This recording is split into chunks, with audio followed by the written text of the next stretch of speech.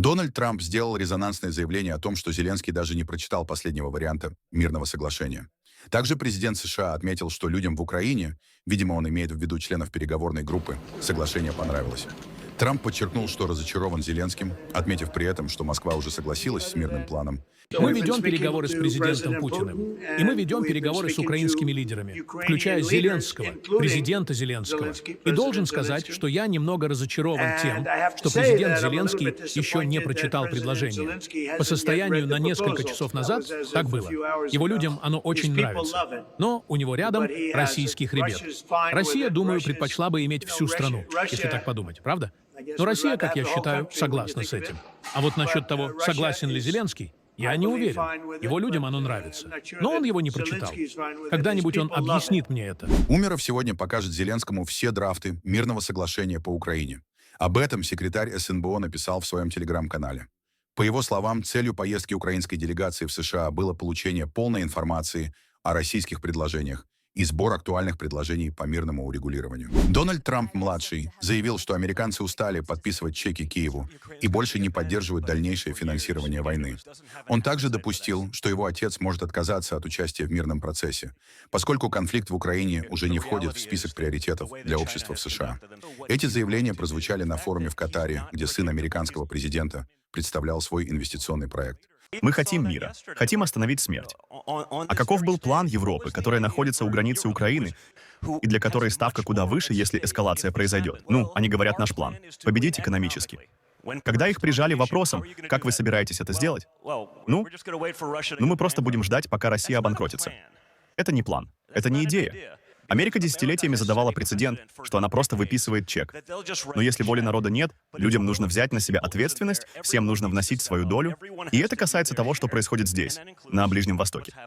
Если мы сделаем это вместе, мы сможем прийти к решению. В Кремле положительно оценили новую стратегию национальной безопасности, представленную президентом США Дональдом Трампом, отметив, что многие ее положения совпадают с собственными подходами Москвы.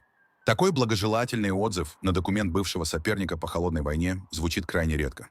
В стратегии говорится о гибком реализме во внешней политике Трампа и предлагается фактически вернуть доктрину Монро XIX века, определявшую западное полушарие как сферу влияния США. Кроме того, в документе утверждается, что Европа сталкивается с угрозой цивилизационного размывания.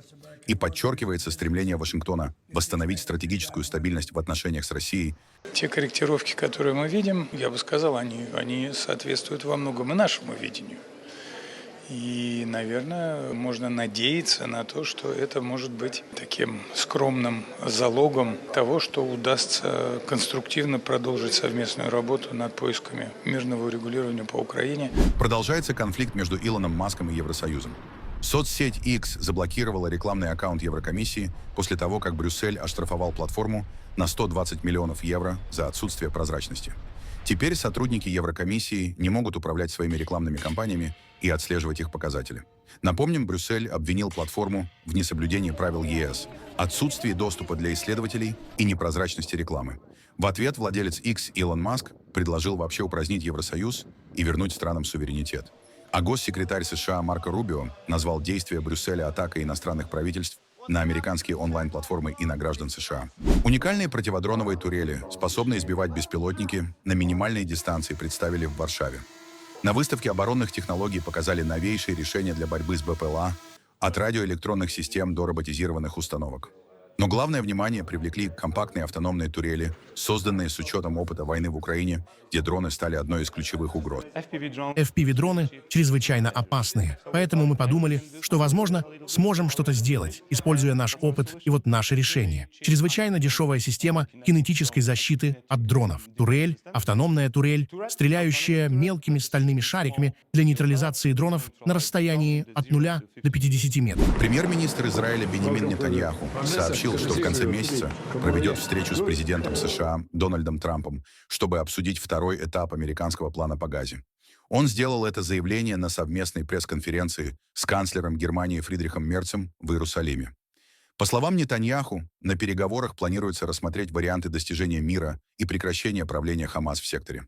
Во время выступления оба лидера подчеркнули, Хамас не должен сохранять контроль над Газой. В этом их позиции совпали. Однако позже Мерц отметил, что Германия не собирается признавать палестинскую государственность преждевременно, хотя рассматривает такую перспективу как результат будущих договоренностей. В ответ Нетаньяху заявил, что его позиция по этому вопросу иная.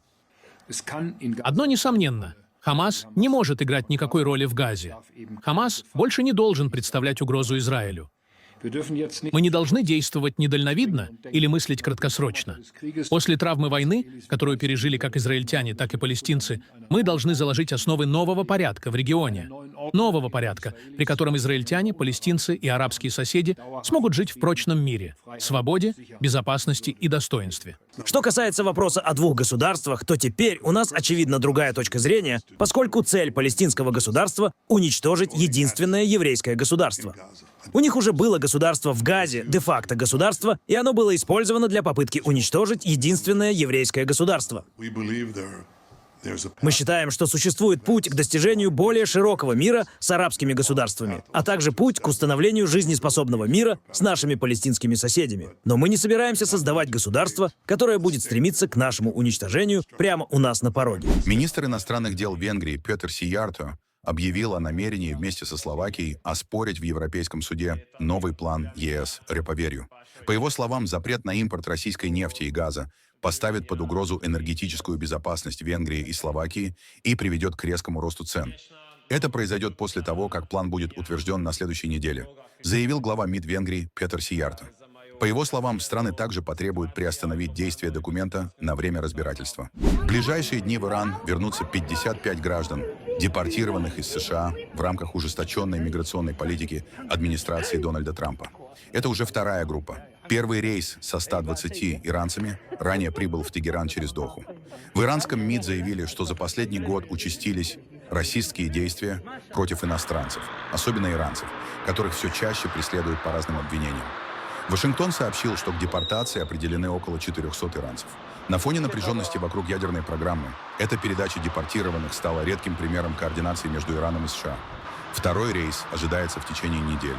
Нам известно, что, подвергшись значительному давлению со стороны соответствующих американских властей, эти лица обратились в наше управление по защите интересов в Вашингтоне и выразили желание вернуться на родину. Принципиально важно, что каждый иранец, где бы он ни находился, может вернуться в Иран в любое время. В Бенине президент Патрис Талон заявил, что правительство и армия предотвратили попытку переворота, организованную группой солдат. Его обращение прозвучало спустя около 12 часов после первых выстрелов в разных районах крупнейшего города Котону, где военные по государственному ТВ объявили об отстранении Талона от власти. По словам президента, быстрая мобилизация лояльных сил сорвала планы мятежников, а все причастные к заговору будут найдены и наказаны. Сегодня наша страна пережила чрезвычайно серьезные события. Действительно, небольшая группа солдат под предлогом ложных заявлений подняла мятеж с целью нападения на институты республики и дестабилизации нашей страны, бросив тем самым вызов демократическому строю. В сирийском городе Камышлы бывший центр безопасности эпохи Башара Асада превратился в пространство отдыха с кафе и театральными мастер-классами. Здание, где раньше держали политзаключенных, этой весной полностью перекрасили и переоборудовали местные молодые активисты при поддержке курдской администрации.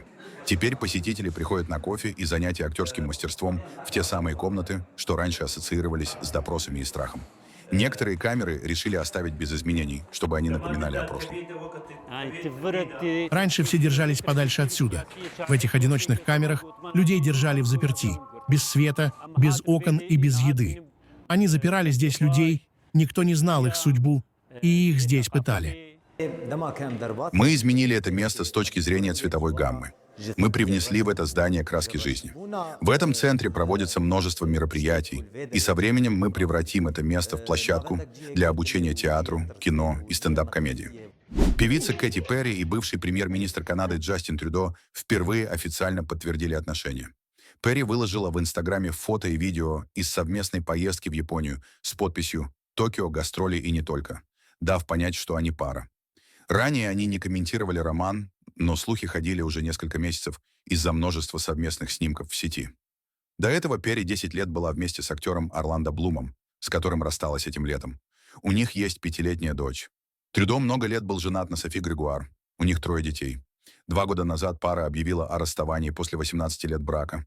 подчеркнув, что это взвешенное решение, и они сохраняют уважительные отношения и вместе воспитывают детей. В нескольких европейских городах стартовали традиционные предновогодние забеги Санта-Клаусов. В Ливерпуле тысячи людей в красных шубах вышли на ежегодный 5-километровый марафон, который стал символом начала рождественского сезона и в этом году помогает собрать средства для 8 местных благотворительных организаций. В немецком Михендорфе Санта-Клаусы бегут не только ради настроения. На финише каждого ждет сладкий приз – шоколадный Санта от местного бегового клуба. Принять участие может любой желающий, нужен лишь костюм и немного предновогоднего настроения. Да, весело было вот так бегать. Здесь есть несколько действительно выдающихся людей. Результаты победителей всегда впечатляют, но я думаю, что это действительно хорошо подготовленные люди. На Гавайях вулкан Килауэа начал извергать лавовые фонтаны сразу из 3 магмовых точек. Это считается довольно редким природным явлением. По данным Гавайской вулканологической обсерватории США, это уже 38-й случай извержения вулкана с декабря 2024 года. В южном кратере фонтаны лавы и пепла поднимаются на высоту около 370 метров. Это равно 100 этажам жилого дома. Фонтаны северного кратера оказались ниже, около 150 метров. Извержения продолжают привлекать внимание ученых и туристов, наблюдающих за необычными природными эффектами на островах. Специалисты продолжают отслеживать активность Килауэа, предупреждая о возможных изменениях в силе извержений.